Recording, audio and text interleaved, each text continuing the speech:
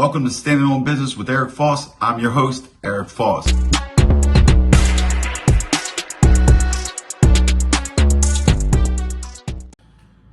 Welcome to Standing on Business with Eric Foss. I'm your host, Eric Foss.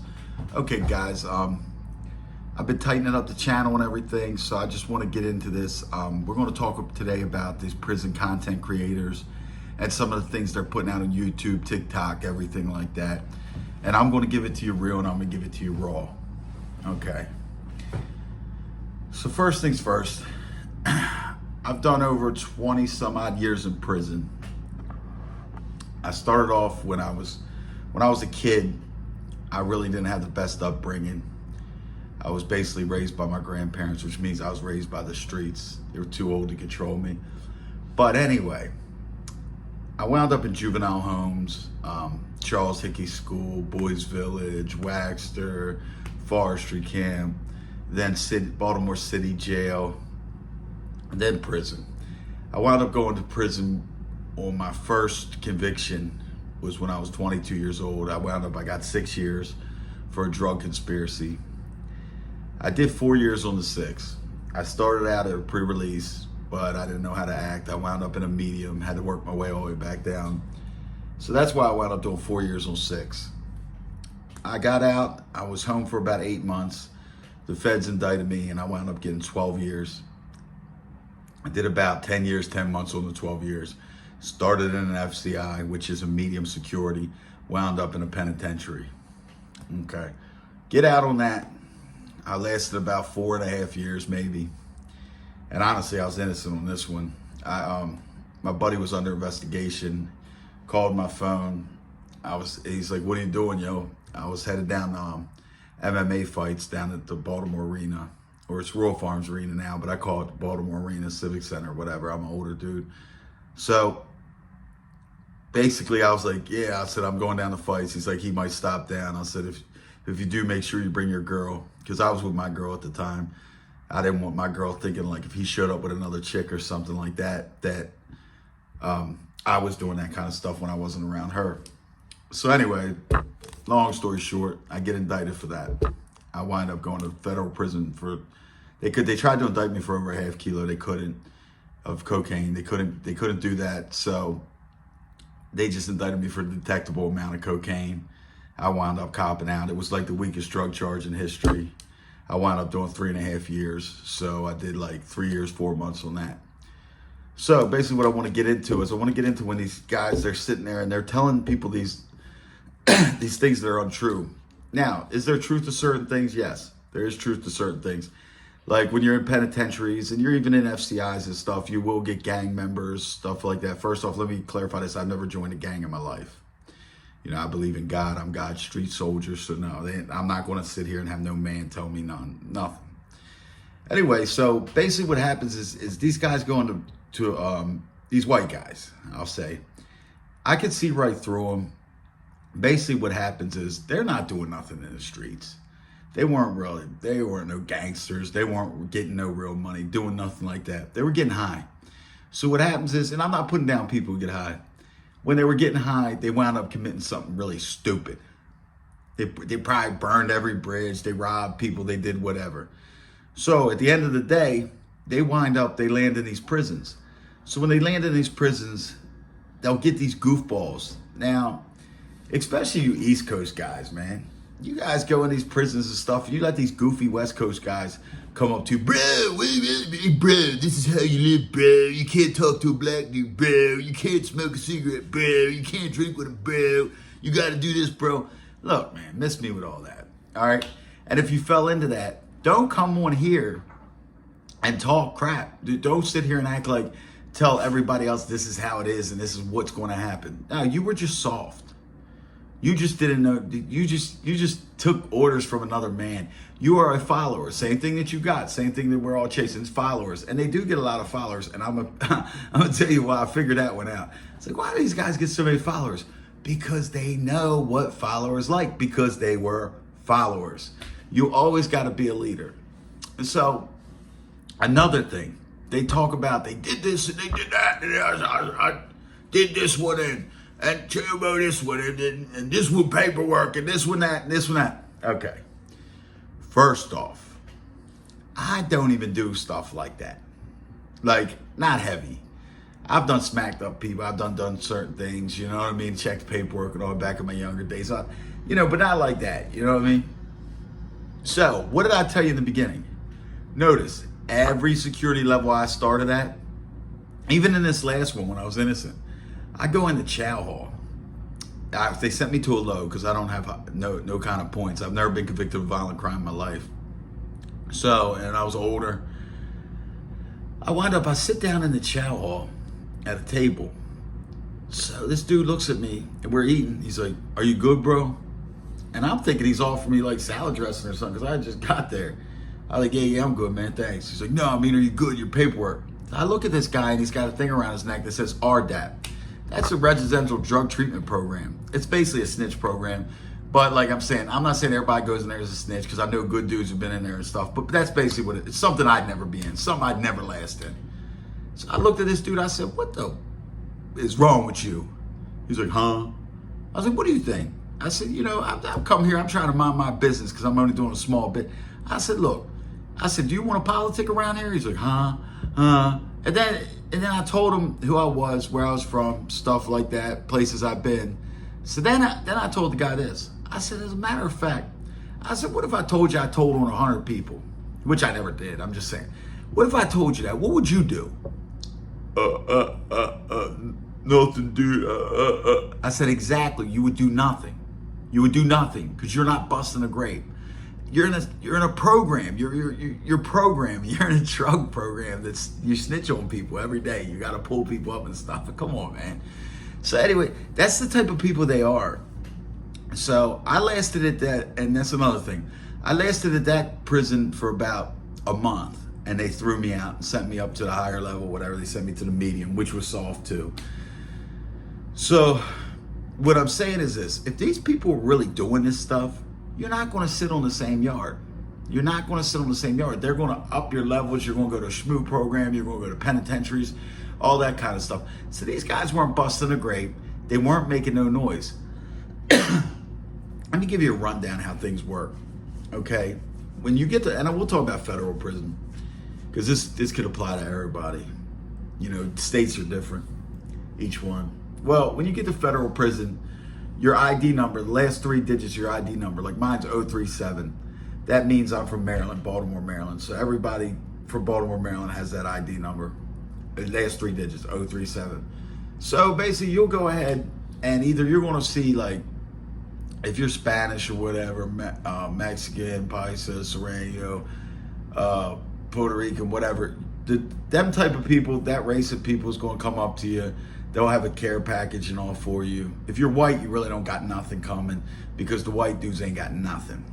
And they like I said, most of them who were in there talking, they worked for the police in there. They get the jobs working for the police. See, that's one thing I've never done. I've never worked a job. My jobs were always called no-show jobs because I don't work for the government. I'm not going to sit here and work. Look, if I'm not sitting out here busting my ass working on the street, why would I go in there and bust my ass? And then plus they're up under the police. That's how they wind up getting around and moving around and stuff. They listen to the police. The police might not like a person. So the police will be like, "Oh, this guy's no good." Then they'll run, do this, try to say the person's no good. They might jump them if they got the heart, whatever. But they're phony. They're all phony. Trust what I tell you. You do not have to sit here and join a gang and all that kind of stuff like this. It's like goofball yells at everybody. Wes Watson, he just took a picture with Puff Daddy or whatever. Like, come on, man. Come on, man. I think he was getting a little bit of dough on the street though, because I did hear him talk about the pounds and stuff, and he said something. He said something that made sense. He said something about the growers' pounds, how they're always about a half ounce to an ounce over and stuff like that. That's true. So maybe, but he's out there in that area, so he knows a little bit about that. So he's probably getting a couple dollars before he got locked up. Comes home, does some steroids, gets some people behind him. A lot of them are just mommy and daddy's boys. They didn't grow up like me. They're not real. They're phony. You know what I mean? They're not even going to mess with a dude like me because I'll bang them in the mouth. And I mean, whether they beat me up or not, you know what I mean? They're not going to. But at the end of the day, so when you get there, so you're gonna flock to the people who are more like you. You understand what I'm saying? Everybody's going to, it'll take you a couple days. You could just watch a person when they come in. They're going to find who they fit in with.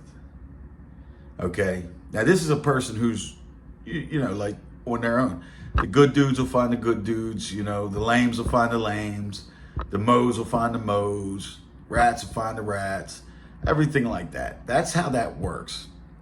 Now, when you get to a penitentiary, like say you go to a penitentiary, and now this is even at FCIs and stuff like that, but really on a penitentiary, what they're on is it's laundry, okay? Because before you're even there, they know you're coming, because the people who work in laundry get your, they get a list of everyone who's coming, because they have to have the, the institutional stuff, the clothes that they give you, they have to have that prepared. So that's why a lot of times in the penitentiary, as soon as the guy gets there, if he actually gets off the bus and doesn't check in and he's bad, or he's got a bad name or a hit on him or whatever, a lot of times these guys with bad names and hits on them and all really aren't. Like, it could be like this, like a situation where, say you don't really get along with some gang members or something like that, and they jump you off of 1 yard. So it's more them than it is you. So whether you fight back, beat them up, whatever, it's more of them. So they'll come right out. And plus, they work for the police. They work for the police. Trust me. So they'll come back out, and then you'll get shipped. Now, as you're getting shipped, they're sending kites everywhere. This guy's no good. He's a piece of crap, whatever. And then everybody, whenever you get there, then you might have some problems and stuff. But back to the laundry thing. So they know that you're coming. So the guys in laundry might see an 037. So he'll run to the Baltimore car. Hey, bro, you guys got a homie coming. They'll look at his name. They'll check his name out, stuff like that. Or that's for wherever. So that's how, if that, say a guy has a bad name, he told on a bunch of people, whatever. As soon as he gets there, they already got some idiot, a crash dummy, a missile, who's already given an order to hit that person. By hit that person, I mean hit that person. I don't mean hit that person. You understand? I don't want to say too much on here. I don't think you can say certain words and stuff. So at the end of the day, it's like these guys are just, they're coming on here and they're not telling people the truth. I think what they're doing is they're glorifying a bunch of stuff. What happened with these guys is, like I said, they were getting high on the street. They wind up stealing from their parents, or they stole from somebody. Most of them stole. You know what I mean? They stole something. You know what I mean? Because they have to steal. They're nonviolent. Truthfully, most of them on the street, they are nonviolent. They ain't got the balls to go into a bank with a, nothing like that, or go to a drug dealer with a, no. They probably stole something, defrauded some, whatever they do. So anyway, so now when they get there, all of a sudden you got some. See, the difference is this: a crackhead will be a shot caller in prison, if that makes sense to you. It's kind of like Revenge of the Nerds. Like, so someone who's been getting smacked around their whole life on the streets, been just getting kicked around, treated like dog crap. Now all of a sudden it's more of them. So then he's just a loser, can't get out. If he does get out, he's got nothing, everything like that. No ambition, no anything like that. Doesn't get a lot of chicks, so it's, his life's actually better in there. So, and then he gets a title and he's feeling some type of way. So now he'll come up and he'll build a little crew. Now, next thing you know, these guys who you see on here, they come in there, and now all of a sudden everybody's got such morals. Oh, bro, this guy's no good. I already smacked a chick before. Bro, this guy's this guy's that. You aren't living good. You weren't living good. You get the bikers, you get these bikers out. I see them. And I'm not saying all of them, because some of them are thorough. The guy Conan, he's thorough. But like mostly like your bikers and your mob guys and stuff like that. These people who are supposedly doing all this on the street, which the mob guys are. They'll shoot each other on the head in the street. But they'll get into prison and they won't steal a tomato. You can find them in the arts and crafts room. They're making mittens. They're making mittens and stuff. Like, it makes no sense. The bikers, they're in there making mittens, So they'll come in And they're just like these guys who come in, like these guys you see on TikTok and on YouTube. Them guys come in, and all of a sudden, these lambs come up to them and teach them how to live. Like, what always got me is the bikers, they're talking all this and that, like, they're SOs. Not every one of them, but if you look up their history, look what they do to them women and stuff like that. Their clubs. They join these clubs. I mean, so what do you represent? And then, like I said, they're getting into these prisons.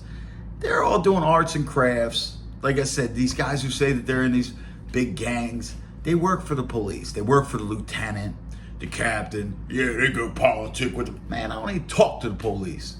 Look me up on the internet. Google Eric Foss, Baltimore. Okay? I try to get out on compassionate release, so you'll see certain things in there. You'll see why they didn't let me out. You'll see assaults on police. You'll see, and I'm not no badass or nothing like that. I'm not even saying like that. I got twisted one night and I smashed a breathalyzer, tussled around the police, and spit on the police. And now I'm public enemy number one. You understand what I'm saying? So these guys couldn't have been doing nothing. They couldn't have been doing what they're saying. The best bet is when you get in there, if you do, which I don't recommend, 1 day's too long. But if it does happen to you, you know, always remember this. Don't let these people tell you how to live. They don't know how to live. Look where they're at. Realize who they are. Look at even this.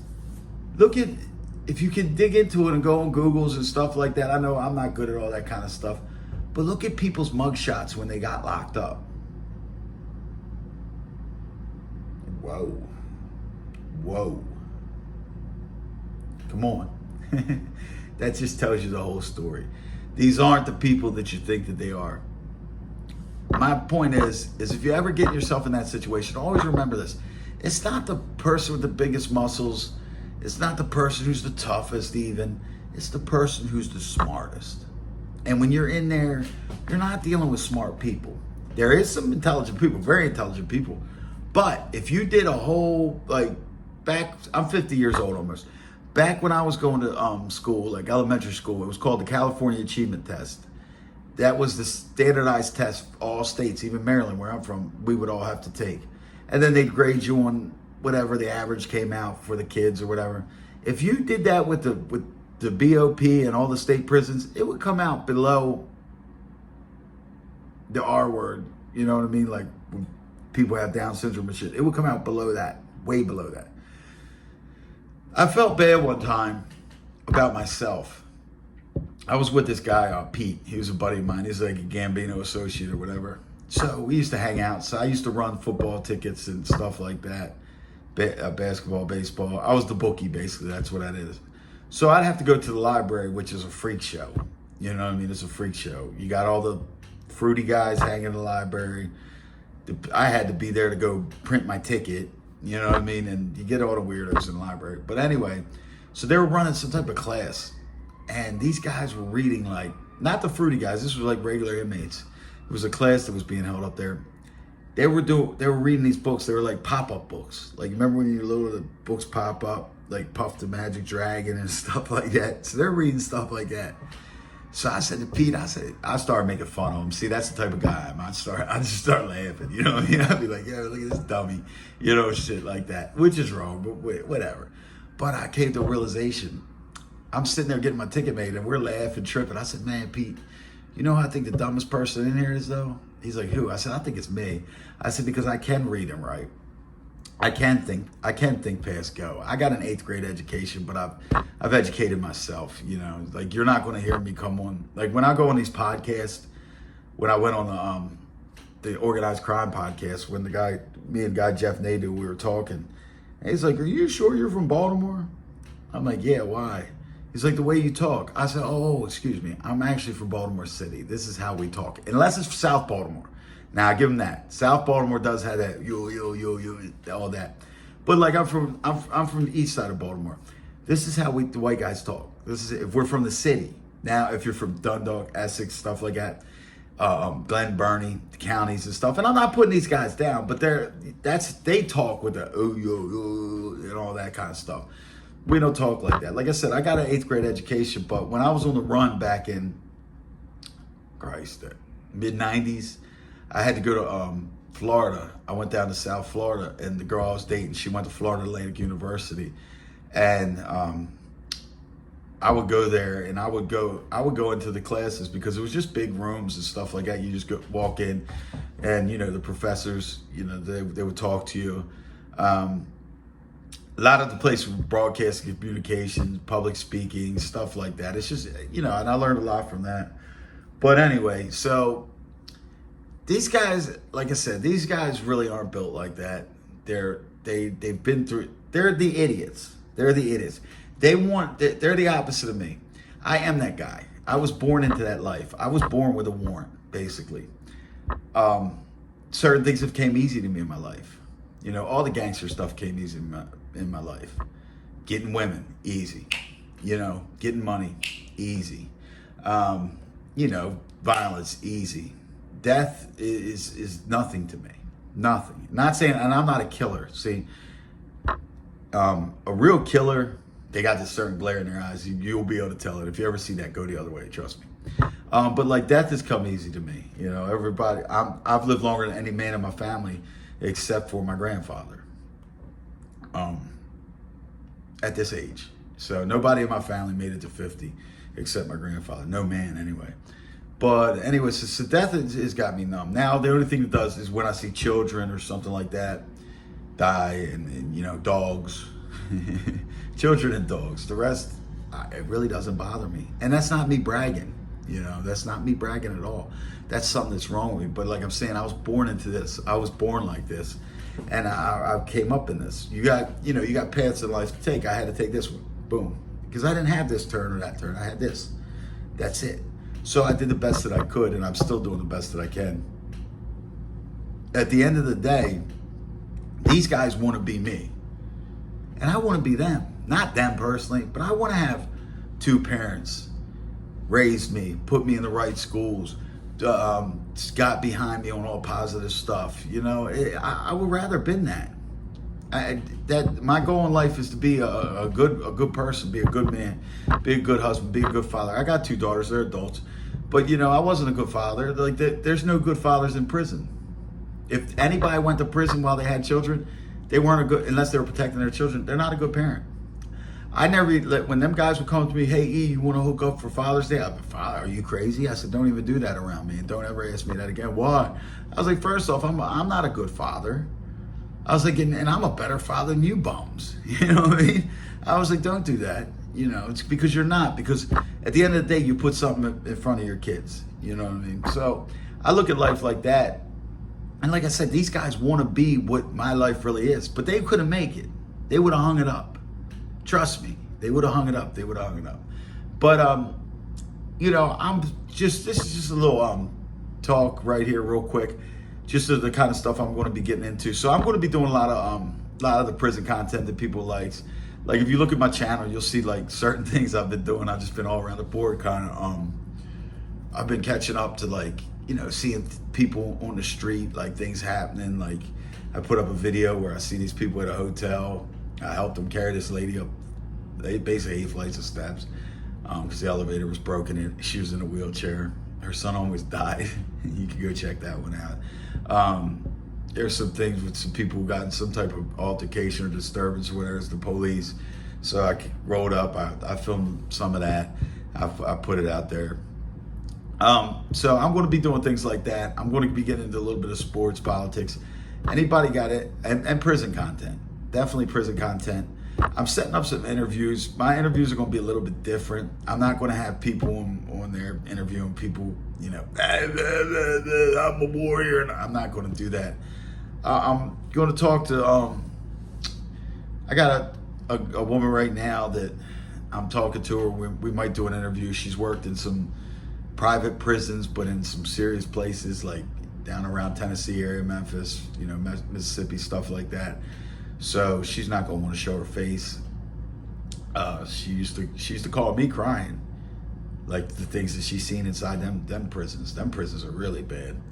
So we're going to be starting to get into that kind of stuff. If you guys got any topics you want me to touch on or anything like that, like I said, feel free to email me at either eboss443@gmail.com or ericfoss23@gmail.com. Either one of them, I'll respond. If I could do something on it, I'll put it up. Just make sure, guys, make sure you subscribe, and also, like, if you got anything to say, put it in the comments. Like I said, the only thing is I'm just not going to have death threats or racism. You know what I mean? I can't have them things. Don't want them things. You know what I mean? So if you got anything to say, just put it in the comments or whatever. And until next time, guys, remember, always stand on business. I'll see you later.